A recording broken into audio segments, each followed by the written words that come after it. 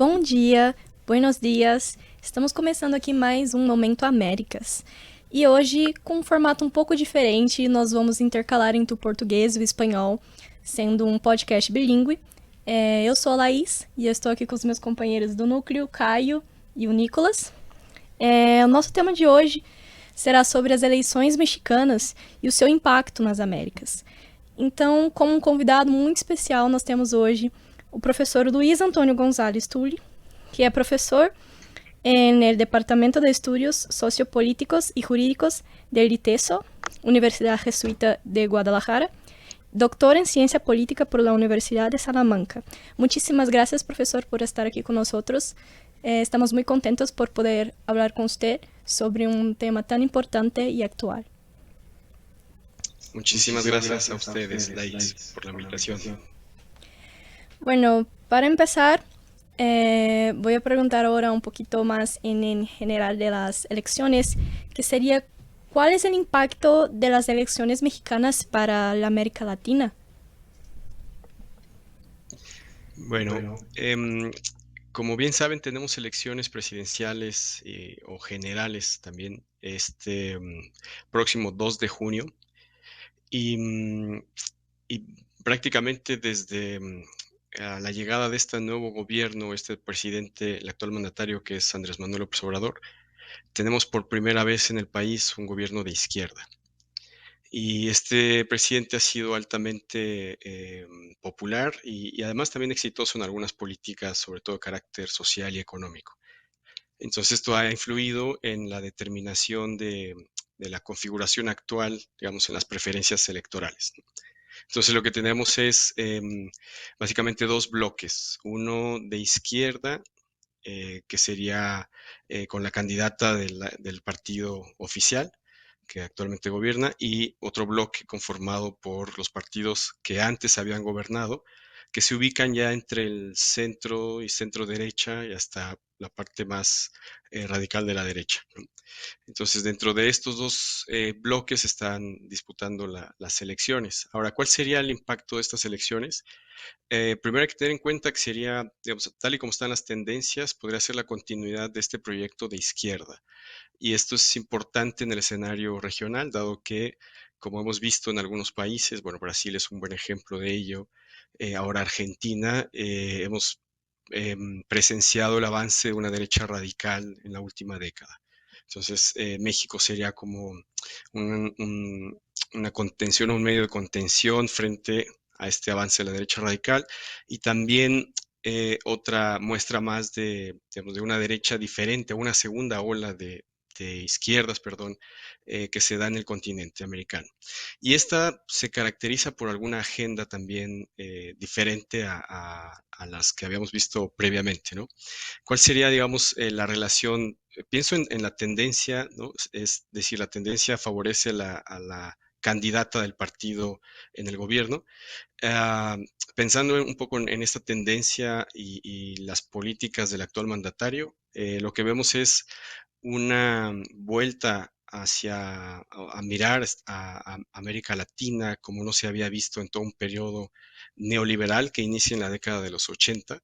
México prácticamente miró hacia Estados Unidos y se olvidó de América Latina en mucho sentido, ¿no?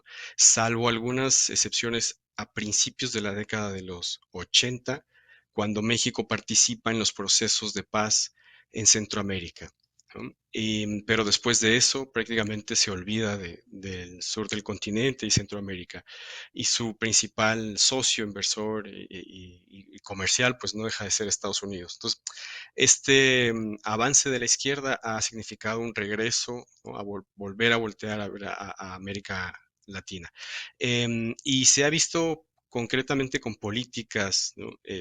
Hemos visto, por ejemplo, que México recientemente dio asilo al vicepresidente ecuatoriano, también dio asilo en su momento al expresidente boliviano Evo Morales, pero también se ha visto, por ejemplo, en políticas de apoyo a Centroamérica para contener también, o bueno, para mitigar el fenómeno de la migración, es decir, atendiendo las propias causas del fenómeno en Centroamérica, apoyando económicamente a algunos países, ¿no? Que son los principales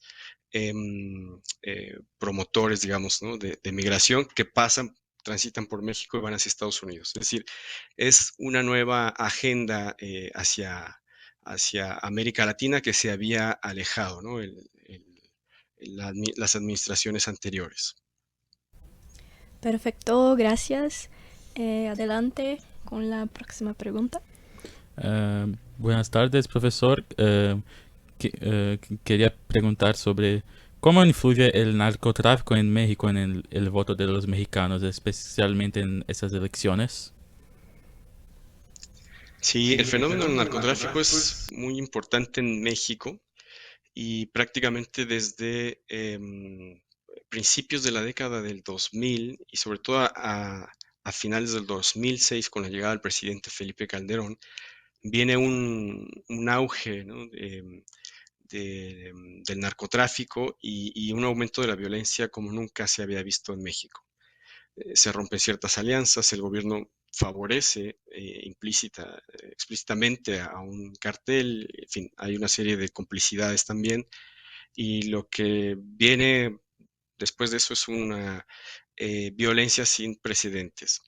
Ahora, al menos 2 décadas o 3 décadas antes, ya el narcotráfico influía sobremanera en las elecciones y en la vida política y pública del país, ¿no? Lo que pasa es que después se incrementa esto con la violencia, se le suma la violencia al fenómeno narcotráfico. ¿De qué manera puede influir? Digamos que a nivel federal, en las elecciones presidenciales, me parece que sería mínimo el impacto que pueda tener el narcotráfico como tal, ¿no? En donde podemos ver que sí influyes en el ámbito local, ¿no?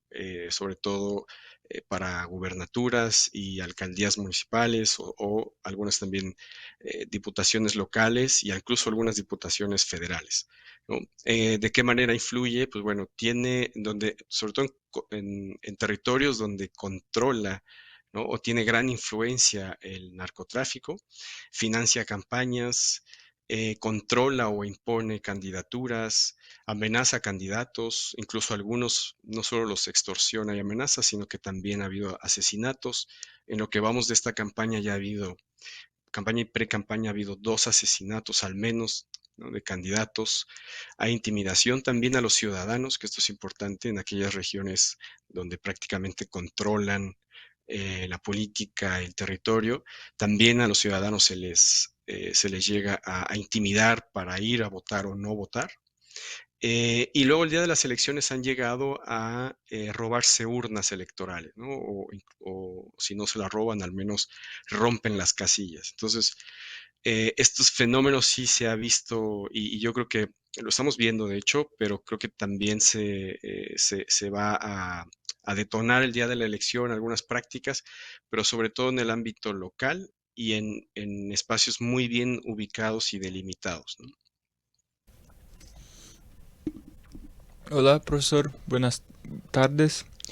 Yo quería saber, en su opinión, cómo el hecho de que los dos principales candidatos sean mujeres muestra un cambio en el panorama político mexicano y que era un panorama predominantemente masculino. Sí, este es muy interesante el escenario que estamos viviendo, porque nunca se había presentado que las dos principales candidaturas fueran representadas por mujeres. De hecho, am, bueno, esto es producto de una larga lucha también de los movimientos feministas, de las políticas que han, mujeres, ¿no? Que han impulsado también una agenda en pro de la igualdad de género, y de cambios en la legislación y cambios a nivel cultural, ¿no? Ahora bien, lo interesante de este escenario es que no solamente ha habido avances en términos institucionales y políticos, sino también culturales, me parece. Em, Estaba revisando unas encuestas que se llevaron a cabo ahora con el Día de Conmemoración de la Mujer y como es la primera vez que tenemos candidatas mujeres, son las que tienen opción de triunfo, pues se llevó a cabo una serie de encuestas para preguntar a la población si están de acuerdo o no en ser, o están preparados o no para ser gobernados por una mujer. Y las respuestas pues llaman la atención. No es que sorprendan, porque sí ha habido cambios a nivel social, pero sí llaman la atención porque al menos 2 de cada 3 mexicanos aprueba o está preparado para tener una candidata mujer, ¿no? Esto es importante, porque quizás si esta misma encuesta se hubiera llevado a cabo hace al menos 2 décadas, quizás el resultado hubiera sido muy diferente, ¿no? Ahora, dentro de, digamos, lo más importante de estos resultados es que 2 de cada 3 están a favor, pero también cuando uno segmenta por sexo entre hombres y mujeres y si están a favor o no de ser gobernados por una mujer, no hay grandes diferencias. Es decir, tanto hombres como mujeres, en su mayoría, opinan que estamos preparados para ser gobernados por una mujer.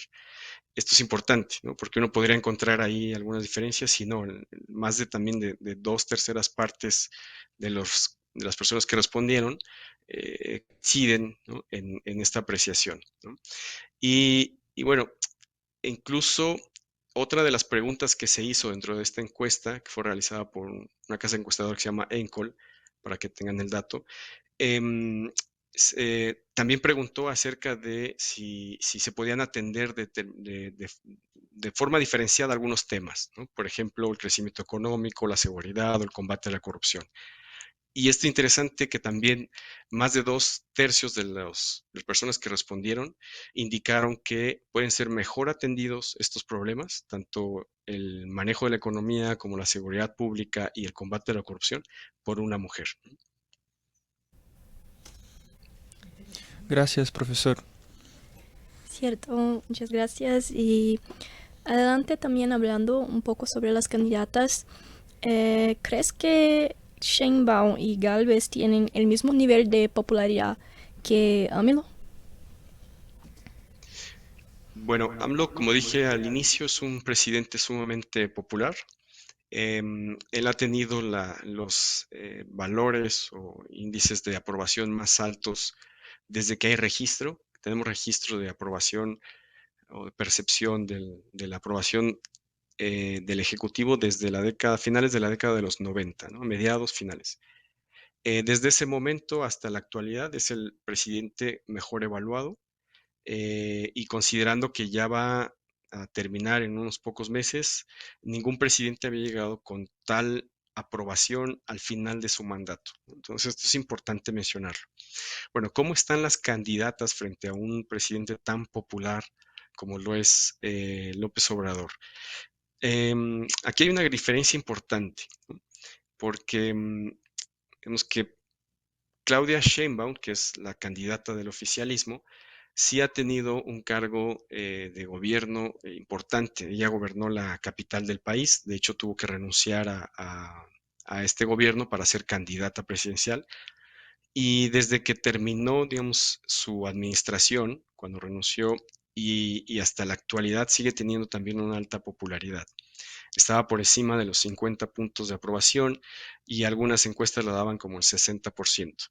En la actualidad, también revisando algunas encuestas sobre la aprobación a Claudia Sheinbaum, no deja de estar arriba del 60%, ¿no? Entre el 65 y 69% de aprobación y solamente un 29-30% de desaprobación. Esto es importante porque es una política que ya ha estado al frente de una administración, ¿no? A nivel gubernamental, a nivel de estados, y no solo eso, sino que gobernó el estado más importante de la República. En cambio, Xochitl Gálvez no ha tenido, digamos, esa facilidad o esa facultad de gobernar un estado, sino que ha sido legisladora y ha gobernado a nivel local una alcaldía, un municipio de la Ciudad de México, ¿no? Entonces, es una candidata mucho menos conocida, pero que tampoco goza de muy buena aprobación y aceptación, ¿no? Entonces tenía de entrada menor conocimiento que Claudia Sheinbaum, pero también ha tenido una menor valoración positiva sobre su desempeño. Entonces, al mirar ahora, digamos, encuestas, vemos que en principio la candidata más conocida fue Claudia Sheinbaum, la mejor valorada también, al menos con un 60% de aprobación. En cambio, Xochitl Gálvez, que es la representante de los partidos gobernantes, es decir, los partidos que habían gobernado previamente antes de la llegada del actual partido y su mandatario, ella solo tiene una aprobación del 40%. ¿No? Y lo interesante acá es que no solo tiene una aprobación menor, sino que también, como representa a los partidos que ya habían gobernado, tiene el mayor porcentaje de desaprobación, ¿no? Es decir, los números negativos los tiene más altos esta candidata, insisto, porque representa a aquellos partidos, ¿no?, que ya gobernaron y con los cuales pues mucha gente está insatisfecha o molesta, ¿no? Gracias. Ha tenido una gran onda de gobernantes populistas en Latinoamérica y gustaríamos de saber si usted calificaría el gobierno de López Obrador como populista. Habría que definir cómo entendemos el populismo. Si nos vamos a una definición, digamos, básica, más clásica dentro de la ciencia política, que lo entiende desde una perspectiva un tanto negativa, em, ¿en qué sentido lo entiende, digamos, la perspectiva más clásica? En que divide a la élite del pueblo, ¿no? Es decir, y generalmente asigna una categoría, ¿no? Cuando lo divide entre élite y pueblo, la élite pues suele ser la élite gobernante mala, ¿no? Una minoría que solo vela por sus intereses y el pueblo generalmente pues bueno, ¿no? Entonces siempre es como en esta dicotomía en la que se divide y, y un buen orador que entiende las necesidades del pueblo, que se identifica con el pueblo y entonces que defiende los intereses del pueblo, ¿no? Esta es una perspectiva muy tradicional dentro de la ciencia política. En ese sentido sí sería un populista, ¿no? Pero también en el sentido, digamos, del populismo ya como forma de gobierno y de representación política, ¿no? En este sentido no es tan negativa la etiqueta o el abordaje que se le da al populismo, ya que se entiende como una alternativa a la democracia representativa y también una manera de suplir, ¿no?, y de mejorar este mecanismo de representación que se tiene. Entonces, en ambos sentidos, me parece que sí sería, ¿no?, un líder populista. Ahora, habría que ver también los matices, ¿no? Es decir, cómo se entiende ya en términos negativos el populismo, si es que afecta, por ejemplo, ¿no?, la representación política o si es que afecta la participación de algunos órganos intermedios, ¿no?, de toma de decisiones, ¿no? Porque generalmente la perspectiva más negativa del populismo se asocia también a la toma de decisiones políticas, en el sentido de que pues, los presidentes suelen ser un poco contrarios, digamos, ¿no?, a dialogar con instituciones intermedias de toma de decisiones, por ejemplo, con el legislativo, ¿no? Entonces, como son los propietarios, ¿no?, de la voz del pueblo, ¿no?, entonces suelen tomar las decisiones directamente y no respetan propiamente la división de poderes. En ese sentido habría mayor discusión, ¿no?, en cuanto a si encaja dentro de estas categorías, ¿no?, de pasarse por alto ya algunas instituciones intermedias o el equilibrio de poderes, porque en realidad no ha habido un presidente que enfrente mayor dificultad, digamos, para llevar adelante una agenda política, ¿no? En el legislativo no tanto porque ha tenido mayoría, pero sí de otros poderes, ¿no? Tanto los formalmente establecidos como los poderes fácticos, ¿no? Entonces, en realidad sí ha tenido bastantes contrapesos, ¿no?, este presidente. Entonces, por ese otro lado, de querer tomar decisiones de manera arbitraria, ¿no?, no por los mecanismos institucionales, no podríamos decir que encaja propiamente en una etiqueta de populismo, ¿no? Y ahora una pregunta sobre la política externa de México. ¿Crees que la victoria de Sheinbaum o Gávez impactará en un cambio de la política externa de México entre los otros estados, principalmente con los Estados Unidos? Sí, como también comentaba hace un momento, la llegada del actual mandatario marcó un antes y un después en muchos temas. Y uno de estos es la política exterior, sobre todo la relación con Estados Unidos y también con otros países, por ejemplo, de América Latina. Concretamente con Estados Unidos, la relación ha cambiado sobre todo en términos de la defensa de la soberanía nacional, la autonomía también digamos, para para tomar decisiones al interior del país. Y pongo unos casos o ejemplos muy concretos, ¿no? Hasta antes de de esta administración, por ejemplo, la DEA, ¿no? Tenía agentes que, bueno, actuaban libremente, ¿no? En México, y que enviaban información a Estados Unidos cuyo contenido se desconocía, ¿no? Bueno, pasaron una serie de acontecimientos que hicieron que el actual mandatario pusiera límites a los agentes estadounidenses en su trabajo en México y, y entonces, bueno, la relación comenzó a cambiar, ¿no? Esto solo por poner un ejemplo. Pero también hay otros casos o escenarios en los que la relación fue más, pues bueno, de cooperación, pero no de sometimiento o sumisión, ¿no? Entonces es importante.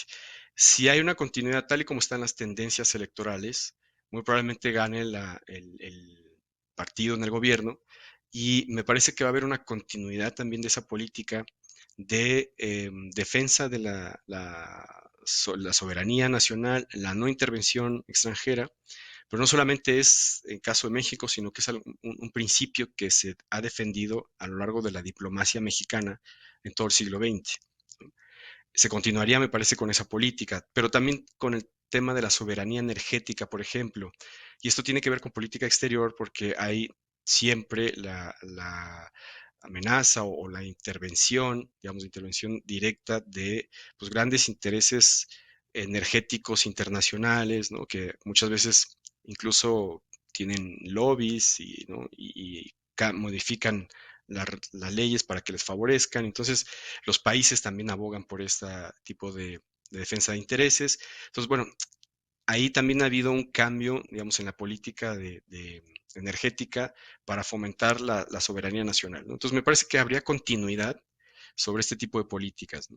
Tanto en la no intervención, la soberanía nacional, que incluye la parte energética, ¿no?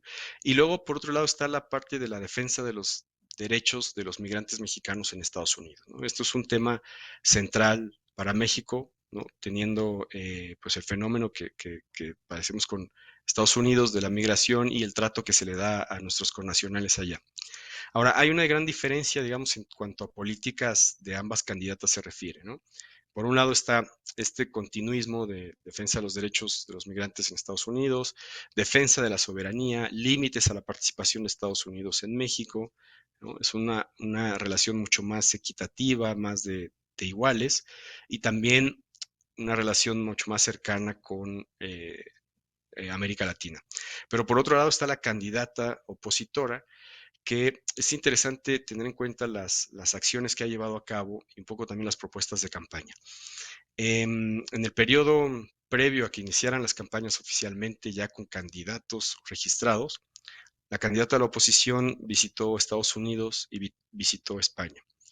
Y en ambos países es significativo con quién se reunió, ¿no? Por ejemplo, en el caso de Estados Unidos, se reunió con personal de la Secretaría de Estado en Estados Unidos, pero también con empresarios y medios de comunicación, dentro de medios o representantes de medios. Dentro de estos está el New York Times, que previamente había publicado una noticia, una nota o supuesta nota de investigación en la que vinculaba al presidente actual con el narcotráfico. Y esta nota fue publicada sin ninguna evidencia. Incluso en la misma nota se establecía que no había confirmación de las fuentes, ¿no? Ni evidencia alguna. Entonces, eh, digamos que el medio se prestó también para incursionar o hacer, ¿no? Campaña abiertamente en México, ¿no? Bueno, con este medio se reúne la candidata opositora, además de con otros personajes, como por ejemplo, se reunió el Centro de las Américas, que esto no es poca cosa, ¿no? El Centro de las Américas es dirigido, o el director emérito, no hay que olvidarlo, es un ex subsecretario de Estado, ¿no? Se llama John Dimitri Negroponte. Y él también, bueno, sabemos que así fue embajador en varios países de América Latina y participó en muchas operaciones, ¿no? De estas, en la década de los 80, ¿no? Que lo que buscaban era combatir cualquier avance del comunismo, el socialismo, ¿no? Cualquier avance insurgente que afectara los intereses ideológicos, económicos de Estados Unidos, ¿no? Y dentro de esto se llegaron a cometer bastantes crímenes, ¿no? Bueno, se reúne en el Centro de las Américas, ¿no? Este organismo vinculado a Negroponte. También otro vínculo con Negroponte fue la reunión que tuvo en el Centro Wilson, en donde la moderadora fue la esposa misma de Negroponte. Es decir, estamos hablando, ¿no?, de organismos o de organizaciones muy vinculadas a los intereses que defiende Estados Unidos, pero que además los ha defendido por vías, pues bueno, ¿no?, violentas, de orquestamiento de golpes, ¿no?, financiamiento de estos golpes o insurgentes a través del narcotráfico. Es decir, vamos, hay actos ahí criminales detrás, ¿no? En el caso de España se reunió también con, bueno, en principio tenía una reunión con el partido de derecha, que es el PP, con el líder de que es Alberto Núñez Feijóo, pero canceló su reunión. Lo que sí hizo fue reunirse con la Fundación Internacional para la Libertad. Esta la dirige Mario Vargas Llosa, ¿no? Y bueno, hay que ver también qué tipo de intereses defiende esta fundación, ¿no? Entonces lo que vemos es una clara diferencia entre las políticas, ¿no?, y los actores con los que se reúnen cada una de las candidatas, ¿no?, que está muy bien diferenciado, ¿no? Una defiende la soberanía nacional, ¿no?, la autonomía energética, mientras que otra más bien se va a reunir con grupos de interés de otros países con los que ha estado vinculado México desde mucho tiempo atrás. Muchas gracias, profesor. Y ahora una otra pregunta, saliendo un poco de lo asunto de política externa. Yo quería saber que aquí en Brasil nosotros no escuchamos mucho sobre el Ejército Zapatista de Liberación Nacional. ¿Y cómo está el movimiento actualmente y cómo puede impactar en las elecciones? Sí, el movimiento ha pasado por varias etapas. En la actual, digamos que sería esta última, que yo creo que ya tendrá poco más de una década más o menos, ¿no?, con esta última etapa, ha sido de invisibilización, ¿no?, tanto mediática como digamos en cuanto a sus demandas se refiere, ¿no? Al inicio tuvo bastante éxito en cuanto a poder poner el foco de atención en el escenario no solo nacional, sino internacional, y hacer que el mundo mirara a las comunidades indígenas en México, ¿no?, con un levantamiento armado. Logró que el gobierno se sentara, negociara con ellos y más adelante que se modificara la constitución también, ¿no? Y estos fueron algunos de los avances. También lograron autonomía y el reconocimiento dentro de sus territorios, ¿no? Esto es mucho que decir. Pero después de eso se fue desdibujando la agenda del propio movimiento, ¿no?, y hasta la actualidad. Y tuvieron apariciones en la campaña anterior, en el 2017-2018, y ahí abiertamente, a pesar de que es un movimiento insurgente en defensa de las minorías, de los indígenas, sobre todo también de sus territorios y de sus usos y costumbres, se mostró en contra de López Obrador, ¿no?, del actual presidente. Tienen diferencias, ¿no? No hay acuerdos entre ellos, tampoco ha habido acercamientos, digamos, significativos, y no apoyan al actual mandatario. Esto no quiere decir que apoyen a la oposición tampoco, ¿no? Es decir, simplemente no están de acuerdo con ninguna de las opciones políticas actuales. Y hay otro fenómeno que no se había visto, que es la incursión del narcotráfico en sus territorios. Y esto ha impactado mucho, ¿no? Y es algo de lo que tampoco se menciona recientemente, pero ha hecho que cambie, digamos, la dinámica de los territorios que controlan, digamos, el EZLN, que más bien son territorios autónomos, no controlados necesariamente, ¿no?, militarmente, sino territorios autónomos donde se rigen por sus propios usos y costumbres. Ha habido una incursión del narcotráfico y ha sido todavía más eh, impactante, ¿no? Esta incursión, porque algo que no pudo hacer, por ejemplo, el gobierno en su momento, ¿no? De modificar su orden, ¿no? Legal, social, cultural, lo está haciendo el narcotráfico, ¿no? Es decir, está trayendo jóvenes que están rompiendo con estos usos y tradiciones, los está sacando de sus comunidades, no tienen manera de defenderse frente al poderío del crimen organizado. Entonces, hay un cambio, ¿no? En estos territorios, y que me parece que se tiene que prestar mayor atención y sobre todo analizar qué es lo que está sucediendo, ¿no? Porque tenemos mucho desconocimiento desde fuera de esa región, ¿no? Gracias, profesor. Sí, estamos llegando al final, pero antes te quería preguntar algo un poco más específico. Es que tuve la oportunidad de vivir por un tiempo en México y antes del podcast pregunté a conocidos míos que están en México cómo ven las elecciones y qué me pueden decir un panorama general de lo que está pasando. Y lo que pude ver es que los jóvenes no están tan conectados con la política. Me dijeron que no saben tanto de lo que está pasando, que no están acompañando y me dijeron solamente como algunos pensamientos de cómo ven a AMLO y cómo se ve en la sociedad. Entonces lo que te quería preguntar más es, ¿existe esta dificultad en conectar con los jóvenes? ¿Es difícil para los partidos, para los candidatos hacer esto? Sí, yo creo que es un fenómeno incluso global, ¿no? En democracias, digamos, en regímenes democráticos, el hecho de atraer la atención, el interés de los jóvenes, ¿no?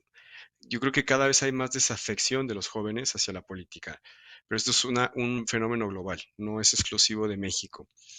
Em, y aquí en particular resulta también llamativo, por decirlo menos, que digo llamativo por lo siguiente. El presidente realiza una conferencia de prensa diario, empieza a las 7 de la mañana y dura 2 horas o un poco más. Y lo ha hecho durante 5 años y medio. Y, y los fines de semana sale a trabajar a comunidades y siempre está publicando lo que hace en redes sociales. Es decir, es un presidente que mantiene la agenda política del país y la de los medios. Y, y que esto ha permitido que mucha gente se vincule a la política, se interese por la política, ¿no? Porque es él el que marca la agenda y hace que haya temas que antes no se trataban, que sean mediatizados, ¿no? Que reciban la atención que merecen. Y mucha gente se ha visto atraída por la política. Ahora bien, paralelo a esto también ha habido un aumento de la polarización ideológica en México, como no se había visto antes, ¿no? Quizás en el 2006 también se vio, pero en la actualidad, como no habíamos tenido un gobierno de izquierda, evidentemente que la primera vez que tenemos realmente una diferenciación en cuanto a la representación política se refiere, ¿no? Hay un partido diferente, hay gobernantes diferentes que no habían llegado a estos cargos y que evidentemente afectaron intereses previamente establecidos, ¿no? Entonces, hay sí, un separamiento, digamos, ideológico, que esto en muchos sectores lo que hace es que se aparten un poco, ¿no? Se distancien de la política. Entonces, quizás la polarización también ha sido un factor, pero en términos generales, y que en lo particular pueda estar afectando, ¿no? El interés por la política de los jóvenes, ¿no? Em, a pesar de que ha habido incluso hasta programas sociales en este gobierno dirigidos a la juventud, ¿no? Entonces, otra cosa que yo podría argumentar, y esto es una hipótesis que habría que probar, es que también depende el estrato social y el lugar de residencia y, digamos, de la localidad en la que se encuentren para que los jóvenes sean más o menos participativos, ¿no? Entonces depende también uno dónde se dirija, ¿no? Y con quién esté, ¿no? Vinculado, porque sí hay diferencias, no todos los jóvenes son apáticos, no todos los jóvenes tienen la misma percepción del presidente o de los candidatos, no todos tienen el mismo interés por la política, ¿no? Entonces también me parece que hay diferencias en cuanto a estrato social, ¿no? Y lugar bueno, incluso no solo lugar, sino también la propia familia y otros factores que influyen sobre el interés por la política. Sí, muchísimas gracias. Y esto fue algo que hasta me dijo que crees que los candidatos tienen esta polarización con la población, y me dijo un poco de cómo piensa de AMLO, que cree que la población más con menos recursos son los que más lo apoyan porque hizo muchos proyectos para sociales y así. Entonces fue algo que pudo decirme porque no sabía mucho qué tal, cómo están las candidatas actuales. Y fue este el panorama que me dijeron allá en México. Y creo que es muy similar, muy semejante a lo que pasa hasta en Brasil, creo que en todas las Américas. Porque creo que también hay esta separación aquí en Brasil, y con los jóvenes, algunos sí saben más de la política, están más engajados, otros no. Entonces creo que es también una similaridad de las Américas Latinas. Bueno, no sé si quieres acrescentar o poner algo más para la conversación, si mis compañeros quieren preguntar algo más. Creo que no. Creo que no, también. Bueno, entonces llegamos al final del podcast. Me gustaría agradecer muchísimas gracias por estar aquí, por la conversación. Fue algo muy importante, creo, para nosotros también, para los que nos van a oír, los que nos van a ver, y entender un poco más sobre el panorama mexicano, que tal vez no escuchamos mucho, porque somos muy brasileños, somos muy con el enfoque de nuestro país, y no buscamos saber lo que pasa en la América Latina. Entonces es muy bueno estar aquí con usted y poder hablar un poco más sobre esto. Y muchísimas gracias otra vez. Y creo que es eso. Así llegamos al final. Al contrario, el gusto es mío y bueno, estoy a sus órdenes y tienen la invitación para familiarizarse y venir a México. De hecho, su presidente dijo que va a venir antes de que termine la administración actual, a comer unos tacos y tomar tequila. Así que están invitados también. Sí, Gracias. muchas gracias. Hola Luis, mil gracias. Ha sido estupendo, de verdad. Ojalá pudiera yo estar en la comitiva del presidente para comer unos tacos y acercarme a México y a ver a ti y a los Claro. demás. Te mando un beso grande, Claro, gracias. sería buenísimo. Otro beso de vuelta y un saludo. Gracias por la invitación y estoy a sus órdenes. Fuerte abrazo. Un abrazo, muchísimas gracias. Gracias. Gracias.